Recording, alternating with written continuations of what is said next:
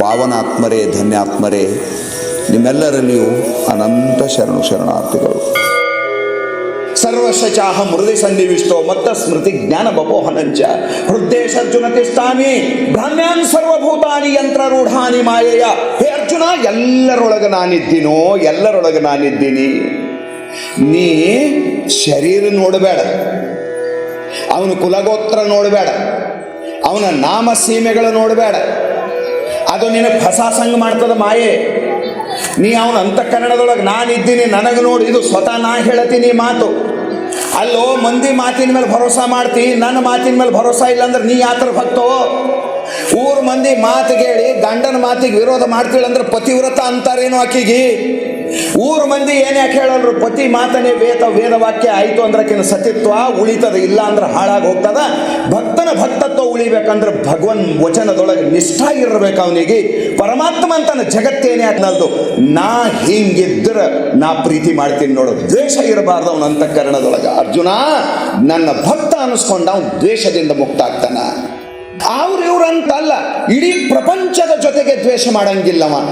ಬಹಳ ಸುಂದರವಾಗಿ ಮಹಾನುಭಾವರು ಹೇಳ್ತಾ ಆತ್ಮವತ್ ಸರ್ವಭೂತೇಶು. ಭಗವಾನ್ ಶಂಕರಾಚಾರ್ಯರು ಭಾಷ್ಯದೊಳಗೆ ಇದೇ ಮಾತನ್ನ ಹೇಳ್ತಾ ಇದ್ದಾರೆ. ಸಿದ್ಧಾರ್ಥಪ್ಪನ ಚರಿತ್ರದೊಳಗೆ ಭೂತ ಮಾತ್ರಗಳಲ್ಲಿ ನಿನ್ನನ್ನು ಕಂಡು ನಮಿಸುತ್ತ ಪ್ರೇಮದಿ ಭೂತಳದಲ್ಲಿರುವಷ್ಟು ಕಾಲದಿ ನಿನ್ನ ಪಾದಕ್ಕೆ ಕರೆಸಿದಿ. ಅದ್ಭುತವಾಗಿರುವ ಮಾತನ್ನ ಶಿವದಾಸರು ಬರೀತಾರೆ.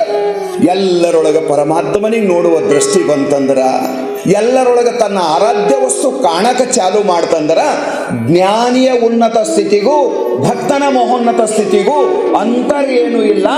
ಎರಡೂ ಅಂತಃಕರಣಗಳು ಒಂದೇ ನಮೂನೆ ಇರ್ತಾವ. ನಿಜಗುಣ ಶಿವಯೋಗಿಗಳ ಅನುಭವ ಸಾರದಾಗ ಬರ್ದಂಗಿರ್ತದ ಅವನ ಸ್ಥಿತಿ. ಆರೊಡನೆ ಶತ್ರುತ್ವ, ಆರೊಡನೆ ಮಿತ್ರತ್ವ, ಆರಣ್ಯವೆನಗೆ. ಪ್ರಶ್ನೆ ಮಾಡ್ತಾರೆ ಅವರು, ನನಗೆ ಬಿಟ್ಟು ಬೇರೆ ಯಾರ ಇದ್ರೆ ನಾ ದ್ವೇಷ ಮಾಡ್ಬೇಕಲ್ಲ? ಎಲ್ಲರ ಹೃದಯದೊಳಗೆ ನನ್ನ ಆರಾಧ್ಯ ವಸ್ತುವೇ ಪೂಜೆಗೊಂಬುವಾಗ ಎಲ್ಲರೂ ನನಗೆ ಭಗವತ್ ಸ್ವರೂಪರು. ಬಸವಣ್ಣನವ್ರು ಅಂದಿಲ್ಲ ಕಲ್ಯಾಣದೊಳಗೆ, ಅಲ್ಲಮ ಪ್ರಭುದೇವರು ನೀ ಭಕ್ತಂತಾರಪ್ಪ ಎಲ್ಲರೂ ಹೇಳು ಅಂದಾಗ, ಮರ್ತೆ ಲೋಕದೊಳಗೆ ಭಕ್ತರು ಯಾರ ಬಸವಣ್ಣ ಸ್ವಲ್ಪ ಹೇಳಂದಾಗ, ಕಲ್ಯಾಣದ ತುಂಬೆಲ್ಲ ಅದು ಭಕ್ತಿಯ ನಾಡು, ಪ್ರತಿಯೊಬ್ಬರು ಭಕ್ತರೇ ಇದ್ದರು. ಆದರೂ ಬಸವಣ್ಣನವರಂತಾರ, ಮರ್ತೆ ಲೋಕದೊಳಗೆ ಭಕ್ತರಿಲ್ಲವಯ್ಯ, ನಾನೊಬ್ಬನೇ ಭಕ್ತನು. ಉಳಿದವ್ರ ಗತಿ ಏನಾಗಿರ್ಬೇಕ್ರಿ? ಸ್ಟೇಜ್ ಮೇಲೆ ನೀವು ಕೈ ಮಾಡಂದ್ರಿ, ಇದ್ರಾಗ ಪ್ರಣವಾನಂದ ಅಪ್ಪೋರೇ ಒಬ್ರು ಸಾಧು ಅಂತ.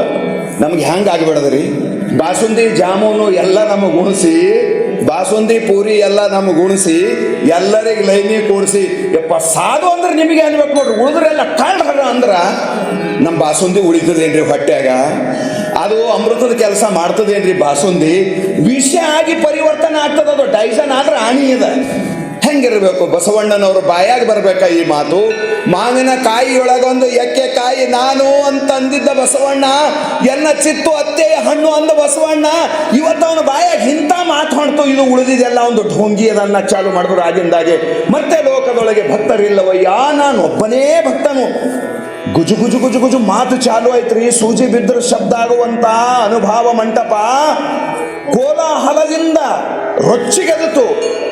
ಆಗ ಅಲ್ಲಮ ಪ್ರಭುದೇವ್ ಈ ಪಾರ್ಲಿಮೆಂಟ್ ಆಗಲಿ ವಿಧಾನಸಭಾ ನಡೆಯುವ ಸಮಯದೊಳಗೆ ಸ್ಪೀಕರ್ ಎಲ್ಲರಿಗೂ ಶಾಂತ ಅಂತನಲ್ಲ, ಹಂಗ ಅಲ್ಲಮ ಪ್ರಭುದೇವರು ಶೂನ್ಯ ಪೀಠದಿಂದ ಆದೇಶ ಮಾಡಿದ್ರು, ಶಾಂತಾಗ್ರಿ. ಬಸವಣ್ಣನ ಮಾತಿನ ಮುಗಿದಿಲ್ಲ. ಅವನಿಗೆ ಕೇಳಾರಿ, ಯಾಕೆ ಭಕ್ತರಿಲ್ಲ? ಬಸವಣ್ಣಗೆ ಕೇಳಾರಿ. ಆಗ ಬಸವಣ್ಣ ಅಂತ ಅದನ್ನ, ಇವರೆಲ್ಲ ಕೂಡಲ ಸಂಗನ ಸ್ವರೂಪರು, ನಾನೊಬ್ಬನೇ ಅವರ ಭಕ್ತ ಇದ್ದೀನಿ. ಕೂಡಲ ಸಂಗನ ವಿರಾಟ ಸ್ವರೂಪದ ಇದು. ಭಗವಂತನಿಗೆ ಬಿಟ್ಟು ಯಾರೂ ಇಲ್ಲ. ಈಶಾವಾಸ್ಯಮಿದಂ ಸರ್ವಂ ಯತ್ಕಿಂಚಿ ಜಗತ್ಯಾಂ ಜಗತ್ತಂತ ಈಶಾವಾಸ್ಯ ಶ್ರುತಿ ಹೇಳುವಾಗ ಎಲ್ಲರೊಳಗ ಪರಮಾತ್ಮ ಇದ್ದ ಸಮಯದೊಳಗ ನನಗ ಅಲ್ಲಮ ಆಗಿ ಕಾಣಂಗಿಲ್ಲ, ಕೂಡಲ ಸಂಗಮ ಆಗಿ ಕಾಣ್ತಾನ. ಚನ್ನ ಬಸವಣ್ಣ ಆಗಿ ಕಾಣಂಗಿಲ್ಲ, ಕೂಡಲ ಸಂಘ. ಮಡಿವಾಳ ಮಾಚಯ್ಯನವರು ಕೂಡಲ ಸಂಘ. ದೋರರ ಕಕ್ಕಯ್ಯ, ಸಮಗಾರ ಹರಳಯ್ಯ, ಎಲ್ಲರೂ ನನಗ ನನ್ನ ಆರಾಧ್ಯ ಕೂಡಲ ಸಂಘನ ವಿರಾಟ ರೂಪ ಅಂತ ನಾನು ನೋಡುವಾಗ, ನಾ ಭಕ್ತಂತ ಯಾರಿಗಲ್ಲಿ ನನ್ನ ಶಕ್ತಿ ಸಾಲವಲ್ದು ಅಂದ್ರು ಬಸವಣ್ಣನವರು. ಇವ್ರ ಭಕ್ತಿ ಮುಂದೆ ನಾ ಸೋತ್ ಹೋಗೀನಿ. ಇಷ್ಟು ಸಾಧಕರೊಳಗ ಇವರೆಲ್ಲರೂ ಸಿದ್ಧಾದಾರ. ನಾವೊಬ್ಬ ಎಲ್ಲರಿಗಿಂತ ಸಣ್ಣವ ಅಂದಾಗ ಅಲ್ಲಮರ ಮುಖದಿಂದ ಒಂದು ಮಾತು ಬಂತು, ಅದಕ್ಕೆ ಬಸವಣ್ಣನೇ ಸಾಧನಾ ಮಾರ್ಗದೊಳಗೆ ನನಗೂ ಅಣ್ಣ ನಿಮಗೂ ಅಣ್ಣ ಜಗವೆಲ್ಲಕ್ಕೂ ಅಣ್ಣ ಅಂತ ಬಸವಣ್ಣ ಭಕ್ತಿ ಭಂಡಾರಿ ಆದವತ್ತ. ಅಂತರಂಗದೊಳಗ ದ್ವೇಷದ ದಳ್ಳುರಿ ಇದ್ದ ಸಮಯದೊಳಗೆ ನಿನ್ನ ಭಕ್ತಿಗೆ ಸುಟ್ಟು ಹಾಕ್ತದದು, ನಿನ್ನ ವಿವೇಕಕ್ಕೆ ಸುಟ್ಟು ಹಾಕ್ತದದು, ನಿನ್ನ ಸಜ್ಜನಿಕೆಗೆ ಸುಟ್ಟು ಹಾಕ್ತದದು. ಬೆಂಕಿ ಸರ್ವಭಕ್ಷಿಯದ, ಅದು ಎಲ್ಲವನ್ನ ನುಂಗಿ ನೀರು ಕುಡಿತದ ಬೆಂಕಿ. ಅದು ಒಂದು ದ್ವೇಷ ಗುಣ ನಿನ್ನೊಳಗಿತ್ತು ಅಂದ್ರೆ ಅದು ನಿನ್ನ ಸಾಧನ ಅದು ಅಂಕುರ ಆಗ್ಬಿಡಂಗಿಲ್ಲ. ಬಿಸಿಲಿಗೆ ಬಿದ್ದ ಬೆಳಿ ಹಂಗ ಬಾಡಿ ಹೋಗ್ತದಲ್ಲ, ಹಂಗ ನಿನ್ನ ಅಂತರಂಗದ ಸದ್ಗುಣ ಕಮರಿ ಹೋಗ್ತದ. ಅದರ ಸಲುವಾಗಿ ಪರಮಾತ್ಮ ಅಂದ ಭಕ್ತ ಆಗದ ಅಂದ್ರೆ ದ್ವೇಷ ಬಿಟ್ಟು ಒಳಗೆ ಬಾನಿ. ದೇವ್ರ ಗುಡಿಯಾಗ ಚಪ್ಪಲ ಹೊರಗೆ ಬಿಟ್ಟು ಬರ್ತೇವಲ್ಲ, ಹಂಗ ದ್ವೇಷ ಅಹಂಕಾರ ಮಮಕಾರ ಇವು ಹೊರಗಿಟ್ಟು ಒಳಗೆ ಬಾ ನೀನು. ಆಗ ನಾನು ನಿನಗೆ ಸ್ವೀಕಾರ ಮಾಡ್ತೀನಿ, ನಿನ್ನ ಹೃದಯ ನನ್ನ ವಾಸಸ್ಥಾನ ಆಗ್ತದ.